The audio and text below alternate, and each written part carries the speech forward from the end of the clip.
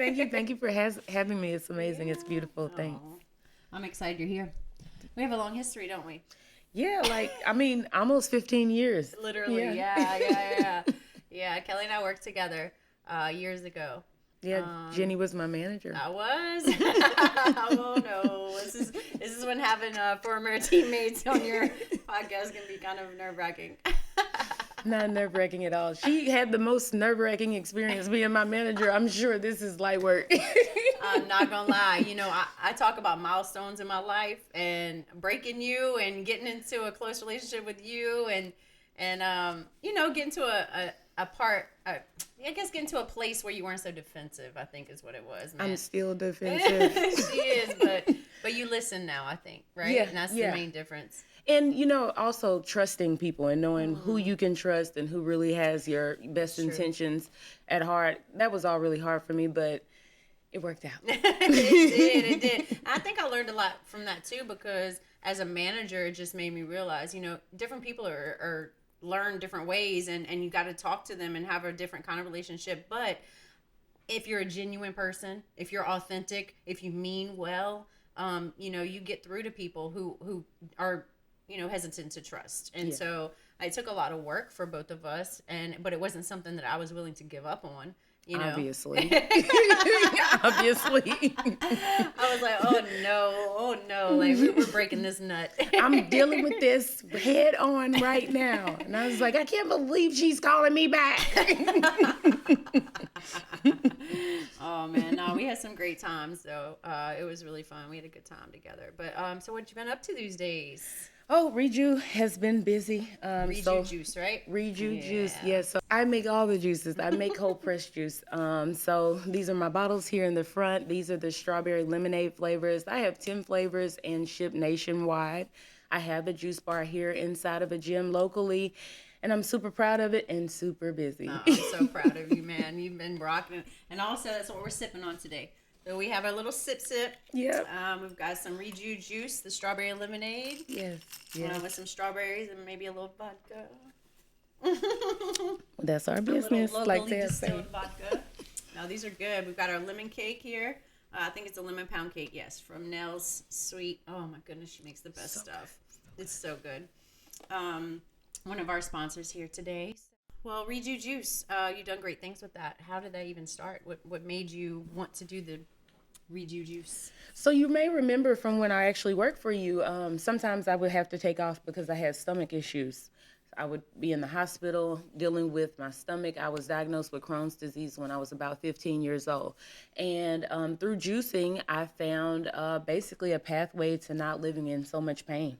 So it worked for me, and you know how I am. Once I find something I like or that I feel works, I want to kind of push it on to everybody. Yeah. So that's how Reju got started, is me really telling everybody about the benefits of juicing and how they positively impacted my life, and then helping others to kind of develop a juicing plan to help them with their health issues. Mm-hmm.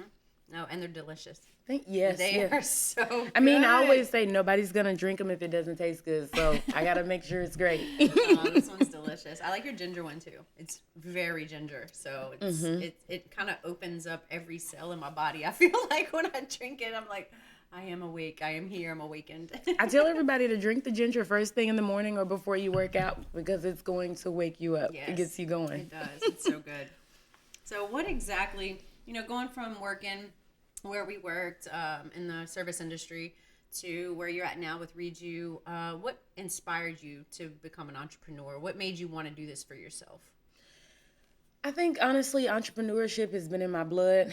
My paternal grandmother owned cosmetology schools. She was actually the first Black woman to own cosmetology schools in the state of Arkansas.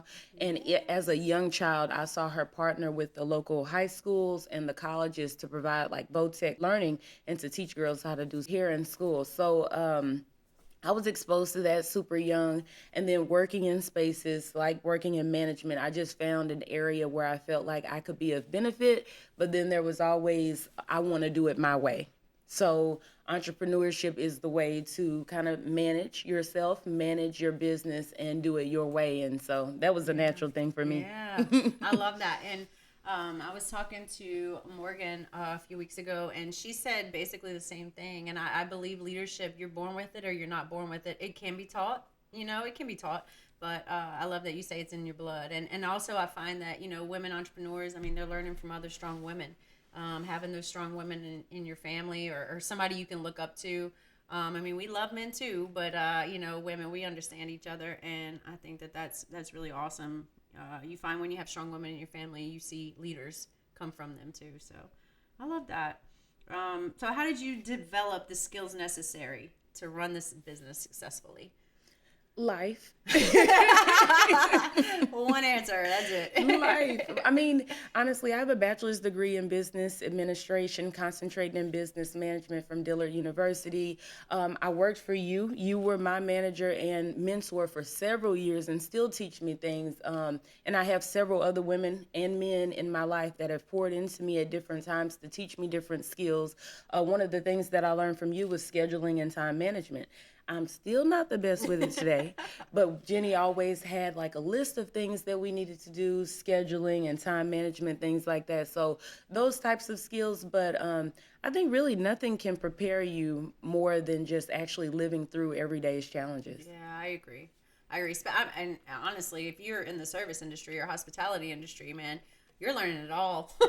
You're right. Thrown out there into it. You're sink or swim kind of, and yeah, and it just gives you life skills. Those life skills are priceless. Or people with different opportunities given to them. That's nice and easy, right? Oh, you have a rich uncle, or you have your parents are well off, or that's great. That's awesome for you. Take that and run. But somebody like you and I who had to learn, get it out the mud. Yeah, that's it. Every day. That's it. And working with each other, working with guests, customers, and having to deal with those situations, we learn life lessons almost daily. If I mean, it really is almost daily. And I had a lot of growth with the company that I worked for, being a manager there. Oh my goodness.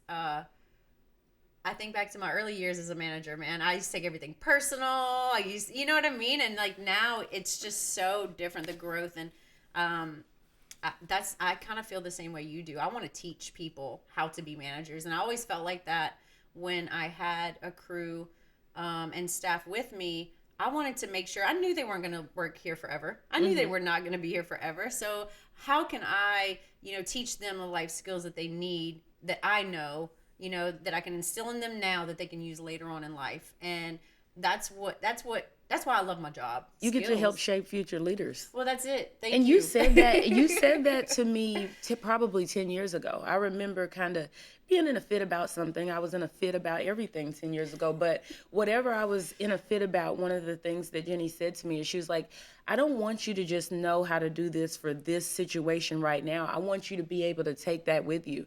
And in my business right now, I'm using like things that I learned while working with Jenny, like the inventory. Like when I count my gallons now, I'm like, girl. That's 0.6. Yeah, it is. You better know that's 0.6. It's not half. No, it's 0.6. It's so important, man, to keep a tight control of your inventory. It's especially working with liquid. I say that all the time. You spill a shot. Oh, okay, let me wipe it up. You just spilled $8, baby. That's $8. Don't spill that again. It's not a big deal. It kind of is a deal. It's $8. I love that though. Keeping your inventory tight, learning all those lessons because it's money, right? It's money. That's your money going Absolutely. Out the door. So what strategies have you implemented in order to overcome like any challenges that you've had with your business? I think for me, the strategy has been to quickly think about the solution to the problem. In anything that I do each day, my first thought is, what is the solution to this? Not only what is the solution to this, what's the best solution? What is the solution that's going to cause the least harm? The best for everybody in the circumstance. And when I keep that in mind, I'm always productive and efficient. But if you stray away and get emotional or anything like that, then you're wasting time. Find a solution. So true. And that's what I teach my managers actually still today. I am a problem solver, baby. That's what I do. I solve these problems. And, sometimes we get in situations I'm always nobody calls me and says, "Hey, we had a great day today. I just want to tell you you're calling me, but I got a phone call at 6:30 this evening, another person's sick." I mean, it's always something. It's always something going to happen. And so I find that if you spend too much time emotionally on an issue, well, you got another issue coming right behind it. Like, it doesn't stop. It's something every day that you're going to have to figure out how to do strategically or figure out a solution to a problem. And so for me at this point, that is my first go-to when I have an issue, is thinking of solutions. I'm going to have 10 solutions. Which one works best for me or for the situation or for everybody involved? For the business. For what the makes business. sense for the business? That's I mean, it. you have to think about that too. Yeah, absolutely. All of it. And so it's like, what's the best solution? And a lot of times, I mean, I don't even want to know how we even got to this problem. Like, honestly, how it happened, we can deal with after. Let's talk about the solution to the problem. And sometimes once we find a solution, I'm so exhausted, don't ever do that again. This is all you're going to get from me. Like, don't do it again. So, yeah, man, finding a solution immediately, working on that, because guess what? There's another problem right behind it, right? It needs to be solved. So I don't have time to sit here and be emotionally involved in this one problem when I've got 12 more happening, waiting for me to be done with this one. So it's a great point. Are there any particular business skills that you would advise entrepreneurs to develop when they're starting their business? If they weren't born with it, they need to develop resilience. I think is that a thing that somebody could really develop? Yeah, I think so. Well, you talk about keep going, right? Because you can come into a hard time where you're like, oh my gosh, I had a bad month and maybe I need to start doing something else, start doubting yourself. So absolutely resilience. You got to stick with it. Yeah, that's why I thought of resilience or like tough skin. Just know that, remember that when you're in business with people, when you're negotiating things, that it is not their job to have your best interest at heart, your business's best interest at heart. That's what your job is. So just know that and don't get emotional about it and negotiate what's going to work for your business. Yeah, that's true. I think that was one thing that I was talking about recently with somebody is standing up for yourself, having those tough conversations, right? If you don't have those tough conversations, you're going to end up in a position to where now you have to deal with a whole bigger problem because you didn't have that conversation that you should have had because it was too tough to have. And so having those tough conversations, sticking up for yourself, knowing your worth, and if somebody says no, well, I don't want to do business with you then because I deserve this and this is what I'm looking for. That's so hard. Yeah, why is it so hard? Like it sounds easy, and I agree 1,000,000,000%. But I find myself sometimes in spaces with certain people, and I say to myself, like, how did I allow myself to get in this space? And like you said, it's because you let one thing slip by. You didn't want to have a hard conversation, and now what you have done is you've built a precedent. So now this person thinks she's okay with me operating like that with her because she already showed me she was okay last time. Right. No. Gotta set boundaries. Yeah. Yeah, you got to. I mean, I had this manager who was picking up the bartender every day to bring him to work. And I was like, yo, you gotta stop doing that because that's not your child. We hire adults. And like, of course you want to help people out, but you still are running a business. You got to know your role here and you've got to set boundaries. And she wanted to just help the girl out, make sure she was coming to work and everything. But one day she went to go pick her up and she wasn't at home. And she called her and she said, where you at? She said, oh, I moved to Texas. So you done spend this whole time breaking your back to help somebody else. And she just shit on you. You mean to tell me you in Texas and you on the schedule? Yeah, baby. Yeah. Now we got to go to the solution. And so, right. Yeah, there's a problem. But yeah, and it goes into me, and I, went back and I said, look, I've been telling you, that at some point you're going to have to stop doing that and have your boundaries because people, you can break your back and do everything you want to. This is still business. And now she's emotionally upset because she's done spent all her time and trying to help this, woman. And the woman did not help her back in the end, So it's important to set boundaries and know your role. And you want to help people, but you can't help everybody. It really, it's almost like, like for me, the way I help people is I provide fresh, cold-pressed juice to them so that they can positively impact their body.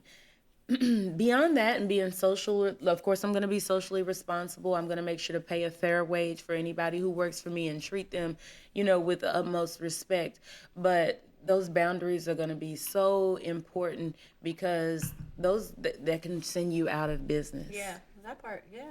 I mean, you got to worry about yourself in the end. And of course, like, same thing with me. Like, I feel like I'm a decent manager. I'm a good manager. I'm caring and compassionate, and I'm understanding and all of that. But there is a boundary. And I'm gonna show it to you. I mean, there has to be. And I feel like you get more respected that way, too. You're respected more, and then also you're not having to deal with problems that you shouldn't have to deal with because you did set those boundaries. And as tough as those conversations are to have or to deal with, it's necessary. It's very necessary. Yeah, resilience. I like that. Tough skin. You definitely got tough skin. Yeah, I'm trying to develop it still. Like, I feel like my skin is still not tough enough, and it's the same skin of Miss Margaret, my paternal grandmother I told you about. And her tough skin was tough. Nothing got past her. So I'm trying to be more like a good manager in that way. Yeah, no, look, I think you're great, and you have some tough skin. Trust me. Please. What they say, softest footing or softest cotton. Yeah, I know. She got bark though. Don't let her fool you. I'm a bark all day and all night. Oh my goodness. How do you stay motivated and productive when facing difficult tasks? Oh, for me, what I said, okay, how I stay motivated and deal with difficult tasks. I've always said that I'm an undiagnosed person with ADHD. So the reason I say that is because my brain is everywhere. I'm jumping here, there. I'm trying to go to the moon. So what I've learned is if I create a list like Jenny had at the space that we worked at together, every day when we came in, we had lists of things that we needed to be done. And I definitely see the benefit of those. So I have a planner that I keep with me 24 hours a day, 7 days a week. And I create lists on Sunday night or Saturday evening. Usually on Sundays, I'm creating the list for the next week. I'm always filling in my schedule for what I need to get done, and then I break those things down into smaller increments, and I get them done. Otherwise, and I allot a time for it. Yeah. So I say, this task is going to take me 3 hours. I need to research these ingredients for 3 hours, or I need to do this task for this amount of time. And that's the only way I'm going to get it done. No, I love that. And let me tell you why, from me, my perspective, because I have great ideas, right? And I want to do them. I have business ideas. Always have great ideas. Write them down, and I obsess over them. And I'm like, oh, I'm going to do this, and it could be like this. I start thinking about how it could look. I start thinking about how I'm going to do it, or how I'm going to produce it, or who's going to work for me, and how it's going to look. And I just obsess over it, and then I stop. And I don't do anything. That business idea just goes to somebody else, and I don't do it. And so with this, when I said, hey, I want to do a podcast, I want to talk about leadership and management, and I don't want it to be boring. I want it to be fun and educational. That's what I did. I didn't think about it. I set myself 3 hours a day to research what I needed to do, to look into, the equipment, how I wanted to have my set look, but I only spent a few hours a day on it. I did not obsess. I did not overthink. And when I would be driving or, spaced out thinking about it, I would catch myself fantasizing. And then you fantasize about things that could never even happen. Bad things, whether they're bad or good, but fantasizing about what it's going to be just always stopped me. And it made me feel fear. I was fearful. I was, and what made me stop was the fear. So how can I stop that fear? Stop overthinking. The overthinking that causes the anxiety. Stop doing that. So I love that you said that. Setting a time limit. That's important for your mental, for me. Because otherwise, this probably wouldn't even exist right now. If I obsessed and overthought about it. Give yourself a break, man. Think about it a few hours a day. Work on it. I gave myself a month to get everything together. So yeah, and I guess maybe I taught myself that with my lists. Come on now, those lists, they're beneficial. They really are. Yeah, that's huge. I love that. So for aspiring entrepreneurs, what tips do you have for them? I would say, and I think this is a little bit unconventional, but I think for aspiring entrepreneurs, you should remember that you are your first business. So my full name, my name is Kelley Wolfe, is a business. And so it is my business to operate Kelley Wolfe in the way that I would like her to be managed. And that's with her money, that's with her credit, that's with her reputation, that's with her integrity, what she says. If she says something, did she do what she said she was going to do? So when I'm confident that I can properly manage Kelley Wolfe, then now I can think about managing a business, because managing those both at the same time and figuring them out, it's hard. It's extra. It's extra. No, it is. And that's but what that's I think. true. That's what I feel like. That's with anything. You gotta love yourself, baby. You gotta love yourself and know who you are, right? When you're moving for yourself. Absolutely. Figuring out yourself. I'm telling you, figuring out who you are while you're managing your business, it's going to happen. But the more work you can do on yourself to prepare you to be ready for the challenges that are ahead, because when you wake up in the morning and you have a business challenge that you have not even thought was possible in your life, and you're like, hold on, wait. So what happened? It's easier to do that when, things on the back end are more aligned. But just don't be afraid to jump. If you're ready to jump and things on the back end aren't aligned, then jump. Jump. Do it. Yes. Do it. Do it right now. Yes. Yeah. So I went to this. I think it's a local nonprofit in New Orleans, Project NOLA, and it's a 14-week business class. It's amazing. If anybody is interested in business classes and they don't want to go spend their money at Delgado, I encourage everybody to look up Project NOLA. I love the whole atmosphere. It's an open learning atmosphere. You're sitting with other entrepreneurs. Not only that, but you're learning from a business professor from Delgado. At the time, they were from Delgado. So you're still getting the same education, and plus you have your peers who are educating you. And the first thing that they ever told us was just do it. Even if you don't have everything put together, do it, because it's gonna live in your head till you die. It will be here forever. You'll think about it every day, and you'll never do it. You gotta do the work. Got to do the work. You gotta do it. It doesn't pop out your head. It just doesn't. You've got never to do gonna the get work. done. That's you it. gotta do it. What do you think the biggest mistakes entrepreneurs make when they're starting a business?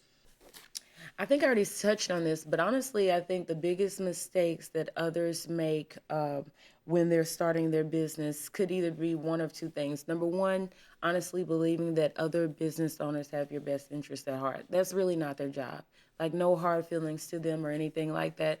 It's not their job. It's your job to have your best interest at heart. While there are many resources out there, just like you said about Project NOLA, I actually was selected to be one of the 20 finalists for Propeller's Entrepreneurship Accelerator this year. Look at that. Congratulations. Yeah. I'm super excited about it. Awesome. And the growth that is possible through that. Like, I've seen other entrepreneurs go through the program and really scale their businesses to the space that I would like to get. So I'm super excited about it.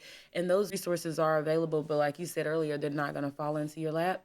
So either you're going to have to dig deep and find and network with people so that you're able to put yourself in positions to be able to get attach yourself to those resources or get access to those resources, or you're really, really, really going to have to get it out the mud. Every penny you make. So don't forget about that. That's a great point. That's a great point. Researching what's out there for you. I know I've researched some grants. We have grants for women, grants for moms. They're all out there. I think that's a really big part too, because there's free education, for you. Learning about those things is really important. So that's one thing that Morgan and I touched on, is entrepreneurs helping other entrepreneurs, right? Like how we can all eat.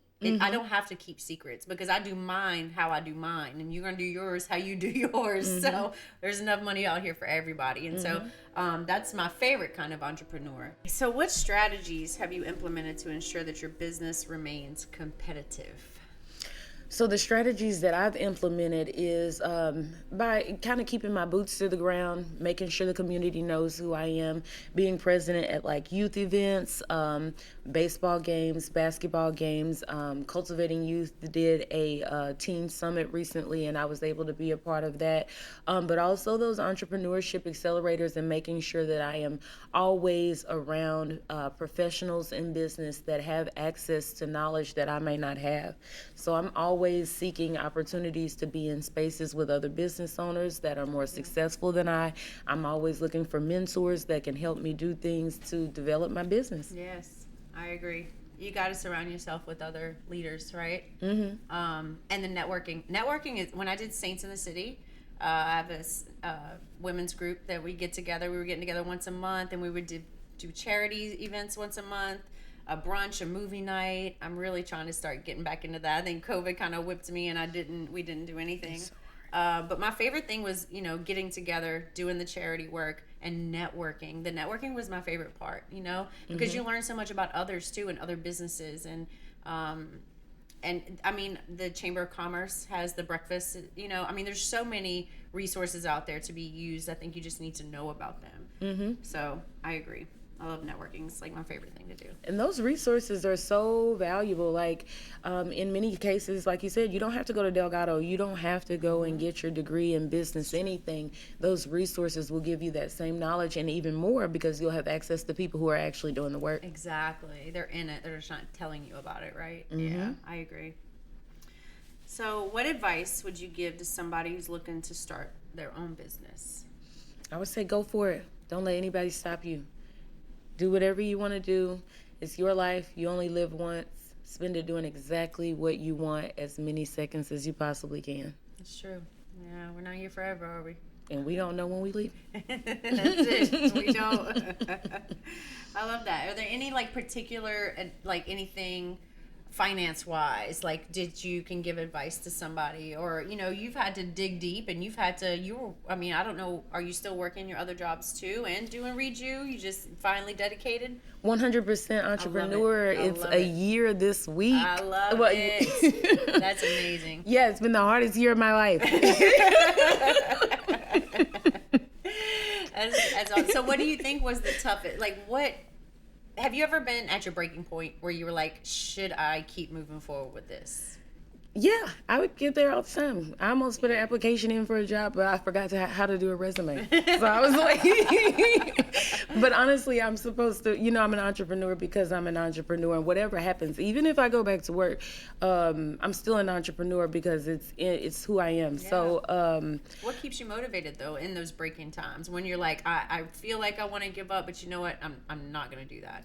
Solutions. Yeah. I mean, you have to shift your thinking to finding out, okay, you're sitting here and you're thinking this is not going to work. And then you fall back on the idea, or I fall back on the idea of, oh, I'll apply for a job. Well, I'll apply for that job and I'll give them 40 hours a week. If I would just give myself that time in my own business, then I bet you I could make more money. Yeah. I'm telling you. Invest in yourself, right? It's so important, and it's so worth it. When you find out how much money you can make and it's going to come back to you, like the money that you would make at your paycheck for 1 week or 2 weeks or a month, when you see that in one day, you'll believe in yourself. So just keep going. I love that. Yeah, I love that. So I do remember, I want to say the point to where you called me and told me that you were at a point to where you either had to hire somebody, you either had to quit your job, you couldn't juggle it all because your Read You was booming, right? And so I remember that conversation that we had, and here we are. And so looking back on this last year, what are you most proud of? I'm proud that I kept going. I'm really proud. I told myself, now, my grandpa ain't gonna know this because he doesn't listen to podcasts and he doesn't have the internet. Well, he's gonna have to listen to this one, okay? No, because I'm gonna tell the secret here. I already told the secret. I don't work. He doesn't know I don't work. Oh, okay. But my goal, I work for myself. I don't work at the bank anymore, and that's what's gonna break his heart. But the thing about it is my goal was to get to 1 year. The day I left, I said, I want to see what life looks like in a year, and I'll reevaluate my decision.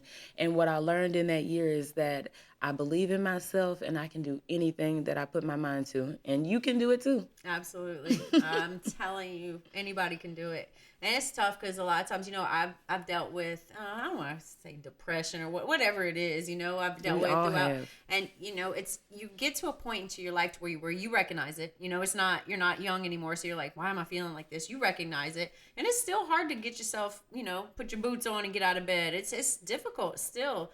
But once you break that and you're able to finally start your patterns again, I tell you what helped me the most was creating like patterns every day, like waking up and doing the same 5 things every morning, going to bed doing the same 5 things every night, get me out of that funk, getting some sunlight. But I've been down there, I've been down deep where I'm like, I just don't want to do anything. I just want to exist. Just do it. Just get up. When you feel like that, that's when you got to get up. Yeah. Get up right then. Right then and there. It's so hard though. I know it is. So, it's just saying that we recognize it. I recognize it. And I know it exists. I know other people feel like that. Man, get yourself up. Get yourself up. And a lot of times it's like, what does it even matter? But it matters. You matter. It's your life. Yeah, that's it. You matter. Yeah. We matter. You got to get up and do it. So I think you've been a great leader. Look at you. You've got 2 great sons. Are they learning the business? Oh, yeah. They spent the whole summer. Usually they go to summer camp, but I was like, summer camp is going to be Reju this year. And so they really spent the whole summer. My oldest son, Jonathan, who is 15, he was interviewed by Johnson & Johnson. Okay.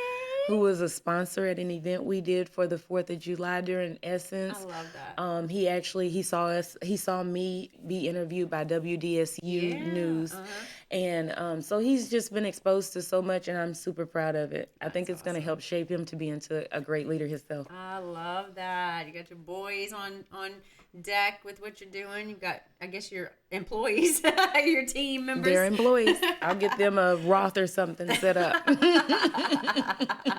I love that. So, well, I'm excited about what you've done so far. I mean, just watching you from, in your kitchen, just doing it. And now you have your whole space where you juice, and you have the gym that you juice at. It's just incredible watching what you've done these past couple of years. And these juices are so delicious. Thank you. I swear they are. And really good with vodka too. But we will, it's fine. You can do your cleanse, but my cleanse But you can add some vodka.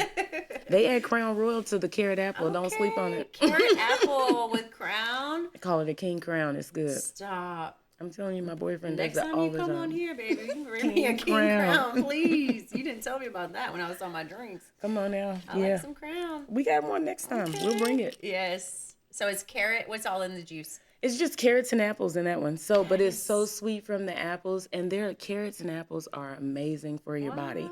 Yes. Cancer fighting, they're great. But add a little Crown Royal into it, and you got a New Orleans blend there. There you go.